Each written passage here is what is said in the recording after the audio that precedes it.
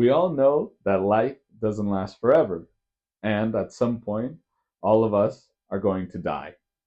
But we have a certain amount of time here. We have a certain amount of time where we can do and experience a lot of amazing things. There's a lot of things to do.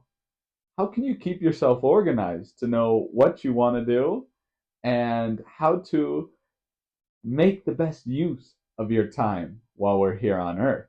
And make sure that you get to live and complete all your dreams. Today, we're going to talk about just that.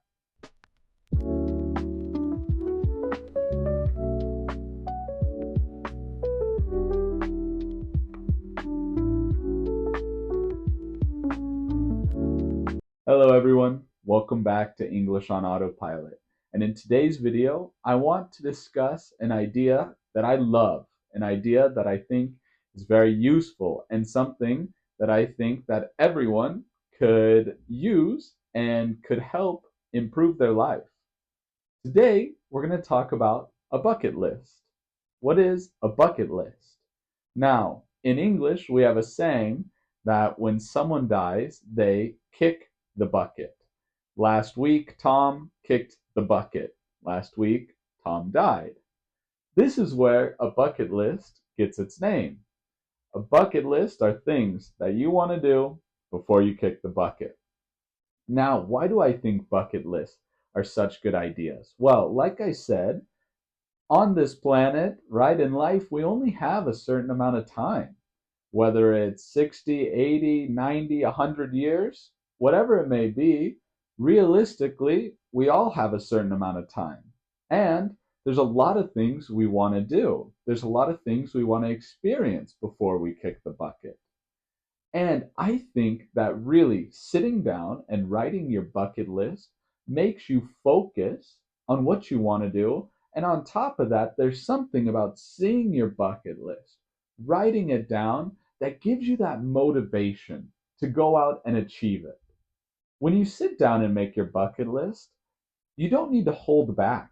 You can dream, you can put anything that you want to do, even if it sounds crazy or ridiculous, something that you thought, that's impossible. Now, of course, for me, if I want to put down that I want to play professional soccer in Europe, it's going to be pretty difficult.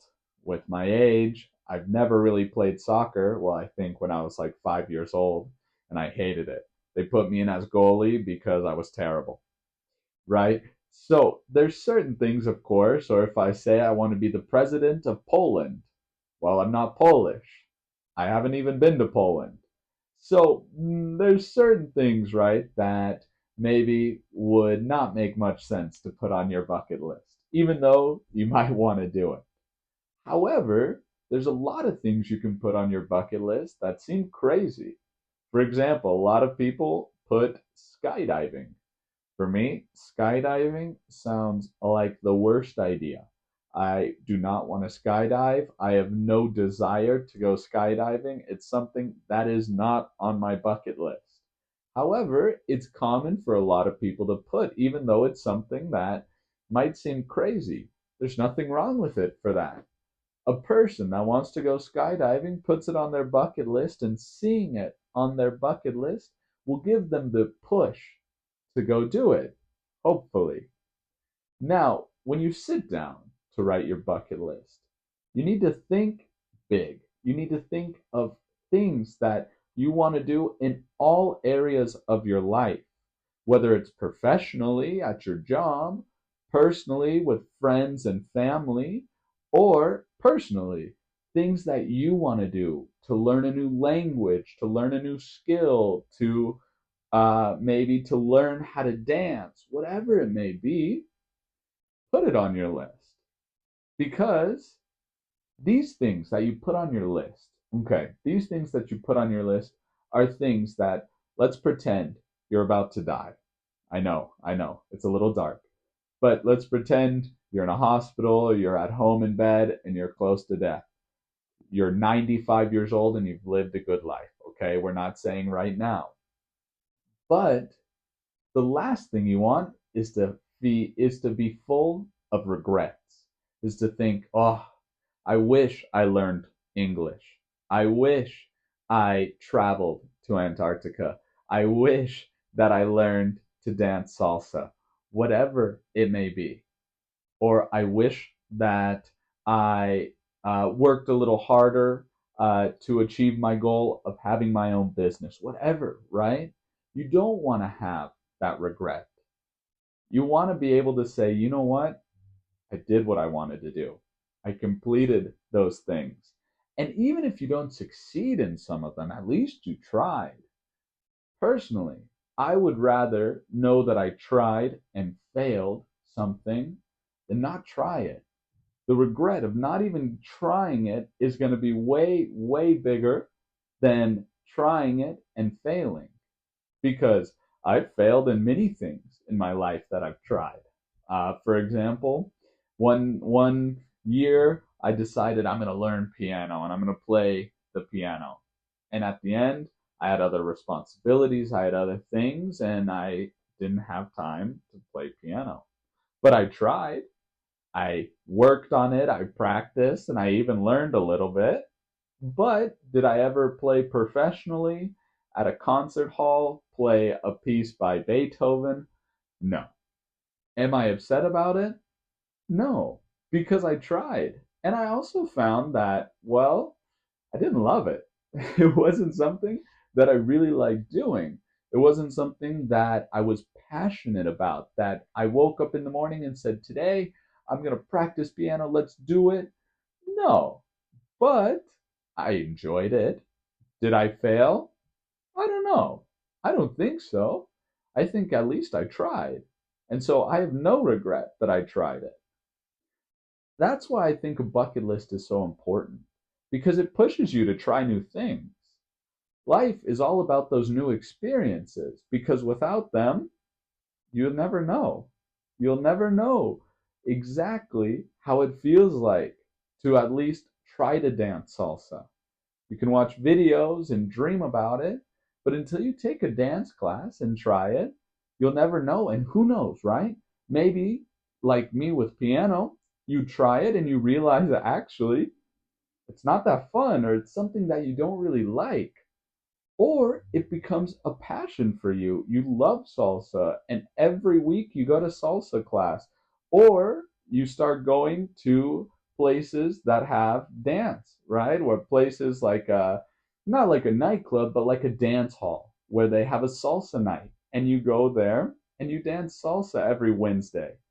You never know until you try. Now, let's talk a little bit about what I have on my personal bucket list.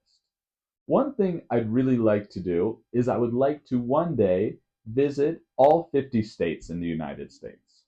I've been to quite a lot, probably around 20, but there's a lot of places I haven't been. Now, there's certain states that I'm not super excited about, or something that I never thought I'd like to visit, like, for example, Arkansas or Kansas, or one of the states in the middle that normally is for growing crops, is filled with farmland, right? That maybe aren't big tourist attractions. But if I never go, how will I know what it's really like there? Because what I just told you, while it is true it's mostly farmland, there's other things that I don't know about. And maybe I go there and I realize, wow, this is a beautiful state, or there's something about it that I really like. And a state that I really want to visit that I never have, maybe I realize, it's not the best, it's not my favorite. But I think going to all 50 states would be an amazing experience. I think for me, it would be important to at least go and see. Now, another thing on my bucket list related to travel is to visit Southeast Asia. I've been to Korea before, but I've never been to Southeast Asia. There's countries that I really, really would like to visit, such as Vietnam, Thailand, Laos, Cambodia, Indonesia. All of those countries to me seem very interesting. And I would love to take a trip to be able to experience and to be able to see it with my own eyes. There's another thing, not related to travel, but something I've wanted to do ever since I was little. Of course, it's no secret on this channel. I love to read. And of course, most people who love to read have the dream of writing a book. I've wanted to write my own book ever since I was a little kid. Wanted to write my own book. Now, a little side note. I don't want to be a famous author. That's not on my bucket list right now, right? It's not something that I dream of. What I dream of is writing my own book. If it becomes popular and sells a lot of copies, great. And if not, that's okay because it's the experience I want. I want to say I've written my book, I've written a book, and I'm really proud of the work that it takes because a book takes a lot of work, right? It could take years of hard work, years of dedication, of working day by day, writing, editing, editing again, sending it to publishers. It's a long, difficult process. Anyone who's written a book, I'm sure will tell you how difficult it was. But after that, I'm sure they'll also tell you how worth it was. How for them, even though it was a difficult experience, it was amazing. And it's something that they're very proud of. So for me, that's also on my bucket list to write a book. Who knows? Maybe I write more than one, but you have to have that experience to know. Another thing on my bucket list is related to food. Not just eating the food, but making the food. One of my favorite hobbies is cooking. I really like to cook. I enjoy making new recipes, and I would like to take cooking classes, but specific cooking classes. I've taken some before. I've learned how to make sushi, I've learned how to make different Spanish dishes, but I would like to take a cooking course about Japanese food in general. I would like to make all sorts of dishes from Japan. And I would like to get good at it. I would like to be able to make a lot of those dishes at home. And I know it's something that I'll probably like, right? Because I love Japanese food, I love to eat, and I like to cook. And so for me, it's perfect because even though I don't know exactly how it feels, I know I already have a little experience and I know I'm going to like the result. So the odds are pretty good that I'm going to really enjoy it. That's also on my bucket list. And then another thing on my bucket list is one day I would like to have a family. One day I would like to have children. I would like to be able to be a father. And I think it's something that would be a great experience. Obviously, a difficult experience.